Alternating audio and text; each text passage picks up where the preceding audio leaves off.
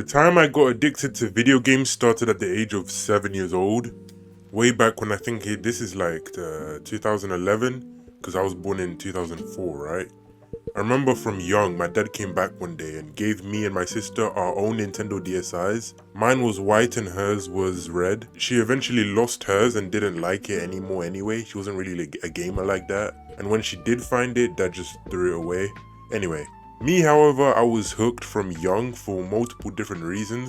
To put simply, I was very lonely.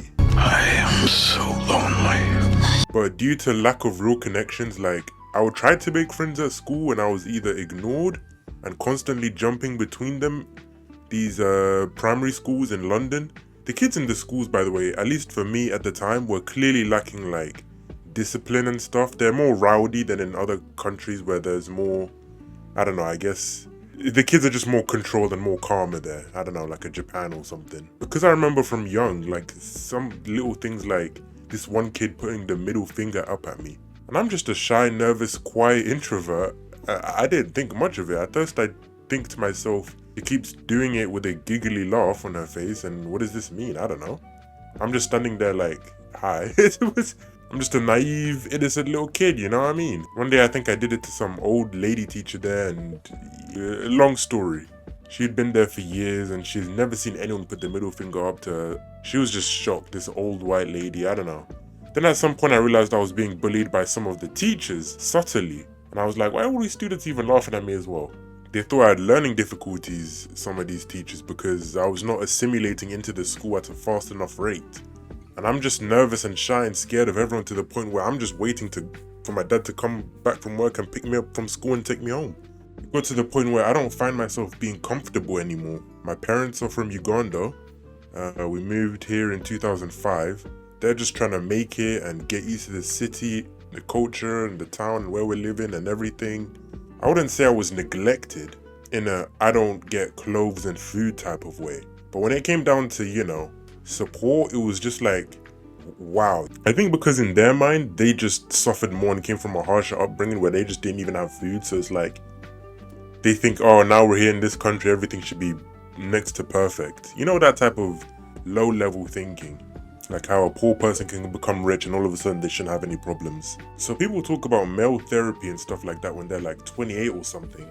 I, for the most part, never felt comfortable expressing / opening up to nobody ever at a young age. I was just jumping around from primary school to primary school. It did not help calm down my nerves. I had to be introduced to so many kids again and again, about 4 times I think. At a young age, I was just understanding the world as I'm on my own, even when I did make friends, quote unquote, or as I'll later go on to discover, they're kind of more like classmates. School isn't really particularly the greatest place to make friends, I'd say. Just like how in the workforce, as you go older, you might not find it's particularly the greatest place to make friends at that old age in the workforce. But, anyway, let me stop rambling. I think the last primary school I had to shift towards the end of year was year 4.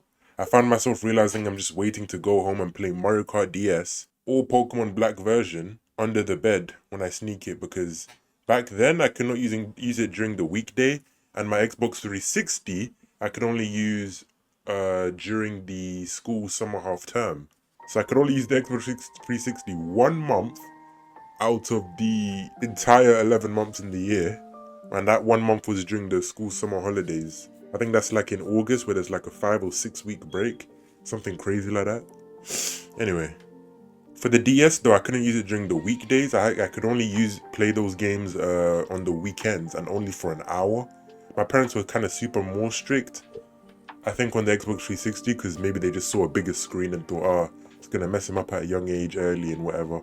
Now they just look at my younger sibling and they just don't care. He's a straight up iPad kid. I'm not gonna lie. I had to kind of step up a little bit as the older brother and just kind of discipline him a little bit and give him a little bit of boundaries to respect himself. But yeah, because I think back then, you know how the firstborns, they're super strict with the firstborn, then they become more lenient with the other siblings. Anyway, at a young age, I realized, okay, 30 kids in a classroom, all here to be groomed into the workforce because this is how the system has been working since the industrial era, I guess. And friends in these scenarios can end up being acquaintances, or better yet, classmates as they call them.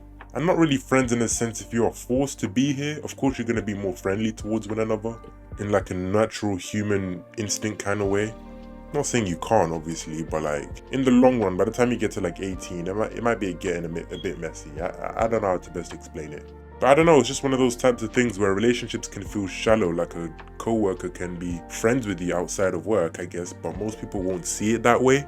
I found myself becoming more bitter and resenting a lot of people over the years, and I became very prone to other people's opinions about me and started becoming more shy and self-conscious in a very self-harming way.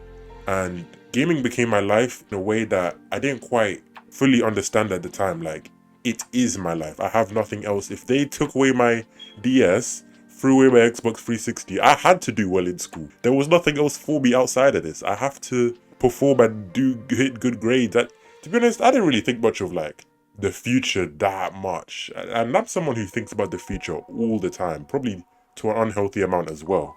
But at the time, it's like, for me, gaming became my life. It did not become a part of my life with a healthy relationship, like a normal hobby I can partake in and not feel so deeply dependent and attached to it. Does that make sense? Like for me, my Xbox 360 was my earliest memories and was my most memorable console because it was my first home console, not like a handheld or anything.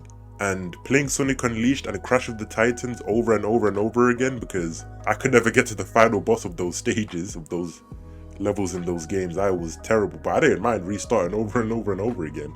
Plus I wouldn't get to play those games for like a whole year anyway. But it makes sense why I wasn't improving, right?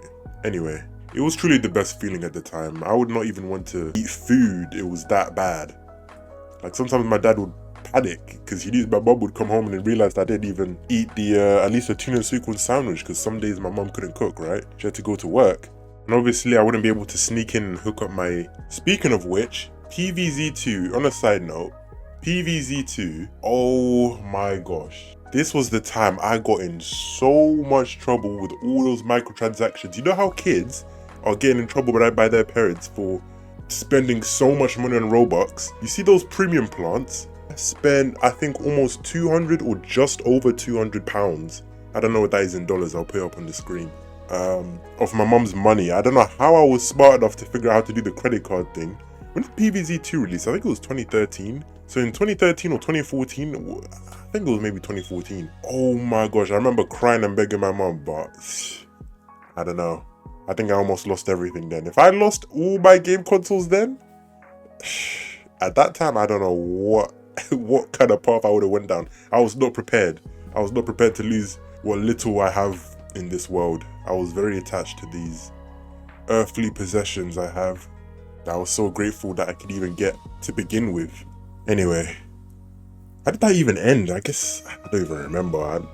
Let me not think too much on that one. That one was horrible.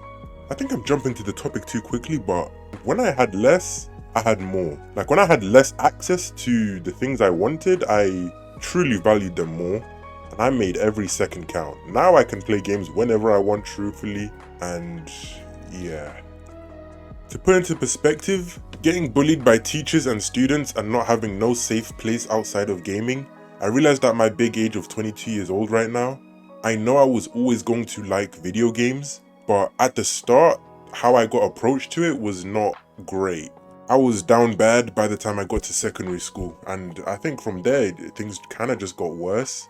I always remembered the time I got smacked at the back of the head so hard I almost fell into the road, because I know it sounds crazy because you might not... At the time, London, look, if you had like a skin fade or something like that, we call it like a level 1 shape up for the black kids. You'd just get like you'd basically be like bald, and kids would always be running around doing this thing. They just smack you on the back of the head. It's like a British thing, I don't know. It's, of course, when I tried to do it, people were calling me out and saying, hey, this is not right, and what are you doing?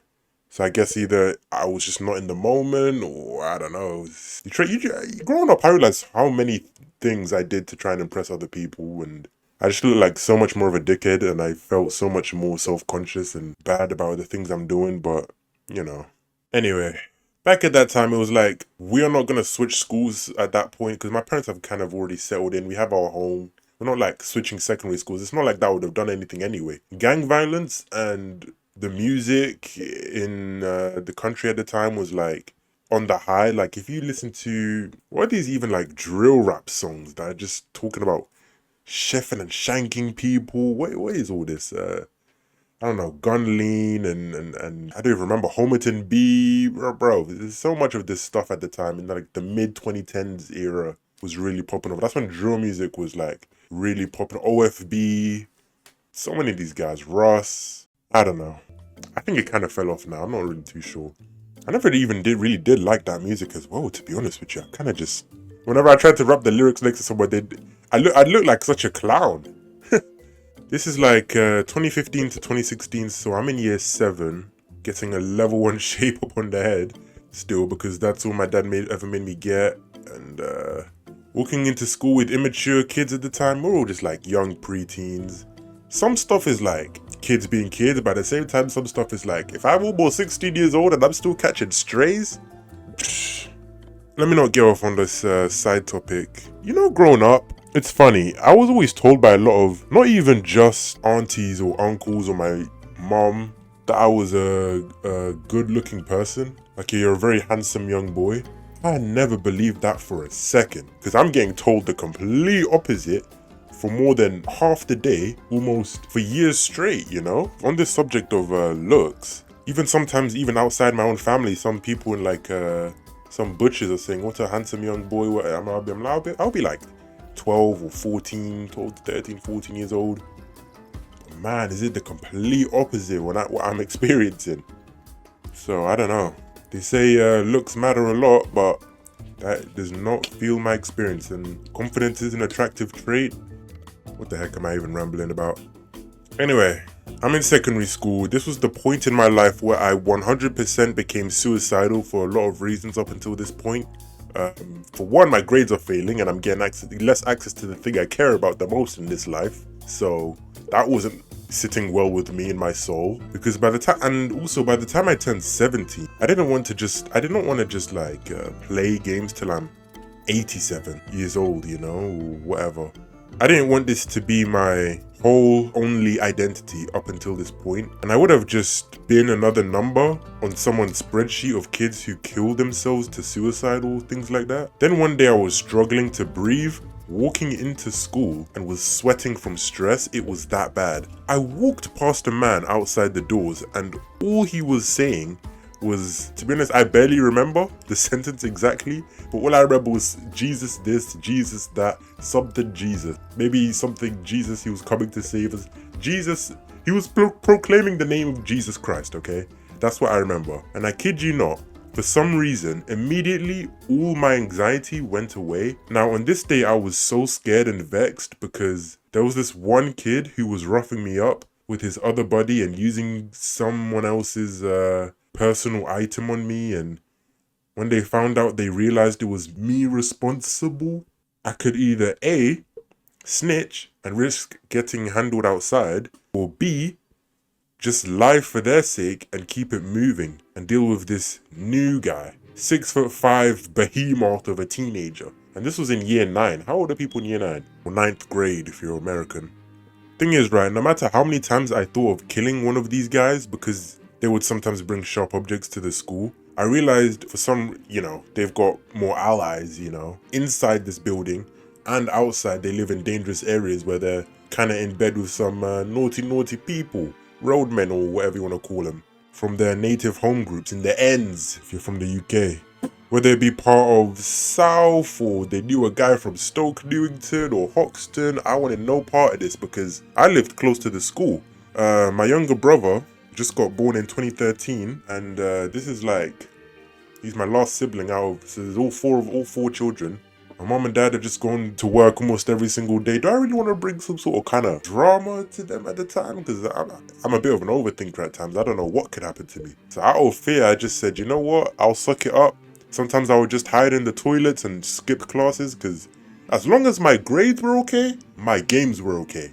That's all I remembered, and that's all that kept me going. And at this time, I remember just taking my little Samsung Galaxy S3 Mini. I was playing like Subway Surfers on there. I would just be like, oh, where's Craig? He's bunking class. Sometimes they'd call the parents, but I'd be parents like, I'd tell them, look, my grades are starting to do better again. Because in year 7 and year 8, my grades weren't too well. But then I started improving them. Because, oh boy, don't take away the one thing I've got left going for me in this world. It was just mostly a transaction, a business. Like, oh, just do well in school and you get this and that. And then like, I think at a certain point, my mom started to realize that this is not good, healthy. But anyway, as long as I had, because my mom was getting me these textbooks for the AQA papers in school, and as long as I was doing my own revision, and I was even learning better than I was in class. But obviously, I was starting to realize kind of the social disconnect and the it is better to have someone also be there teaching you and showing you how things are and why you need to understand them, things like that,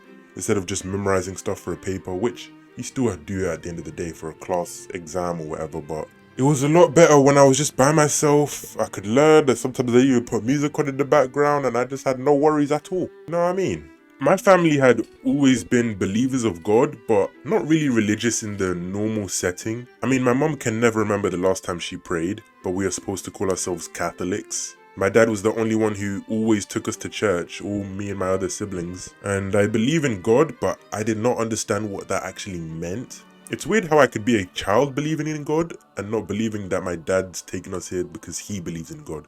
But I did believe in God. I just didn't truly understand what that meant. Like, I believe in Jesus, but I did not understand him, you know, or what that means exactly. Like, most people who believe in Christianity as a whole in the West, there is no root. But pretty much most religious people, you're religious because your parents told you to come here and you had no choice. Let's just keep it a buck. And then you fall out of the religion and become atheist because you don't have a clue why you should continue to go here because you don't live with your parents no more. Then my sister also going through the same similar stuff of like isolation and social dissonance because I think her friends were like betraying her. I think female friendships are a lot more misunderstood from my perspective than I dare to admit, but I don't truly understand them. But she was getting like backstabbed a lot. Like, I don't know. It's weird. Anyway, she was going through like somewhat similar stuff, I guess. And one day she got a Bible. I don't even know where she got it from, but she gifted it to me and I never looked back. I finally understood what it is that I was missing all this time. And all the times I spent reading the Proverbs and the teachings and parables from Jesus in the New Testament, all the wisdom, everything, every single page, all made sense to me. However, my gaming addiction burnt me out, I'd say by around age 17. Yeah, I still like to game. It was just, at this point, I thought to myself, I'm beginning to grow with forgiveness for a lot of people, even though at times I'm still having nightmares. Even though at times I was still having past nightmares of school events over the years, up until about age 20. Except this one primary school teacher. I completely did not forgive or forget them. Mind you, in secondary school, did I even say I don't think I even mentioned everything that happened. One person threatened me with a compass, you know, this little like maths equipment thing. They call it, is it a compass or contractor? Compactor? Protractor? Oh, protractor, no, that's the other one. What's the one with like a needle that you put around the circle? Anyway, do not want to remember that time. I said I was getting stabbed in school, threatened. Nah. Let me not try and ramble too much. This is talking about recovering from gaming addictions. Let me try and stay on topic here. I burnt out at 17. I think by the time 20, there was only one person I didn't forgive after finding Christ. And it was this one primary school teacher, a pregnant lady of all people, because she made, at the time, it's still the most memorable to me to this day, to be honest. The way she made me feel, I will never forget that. I was cursing this person, and I kid you not, I will always remember, like, I was struggling to sleep that whole week. That was the first time, when I was a child, I was struggling to sleep the whole week because I was cursing this one person who had wronged me so badly. I was just blamed for something that was just not my fault. All the kids are kind of naughty in this country, to be honest with you. Unless you grow up in some posh white area where, I guess, blacks haven't been invaded, where it's not really multicultural. I don't know. All I remember was this lady left me crying the rest of the day, making me feel bad for something I didn't do. How old was I? This is year 6, so I'm 10 or 11 years old, I think. Anyway, this one person I could not forgive for years, and honestly, I think I was just forgiving. I think at that certain point, I just forgave myself more than I forgave her. But forgiveness is forgiveness in my eyes. Like, if it frees your soul, I think you've done the job.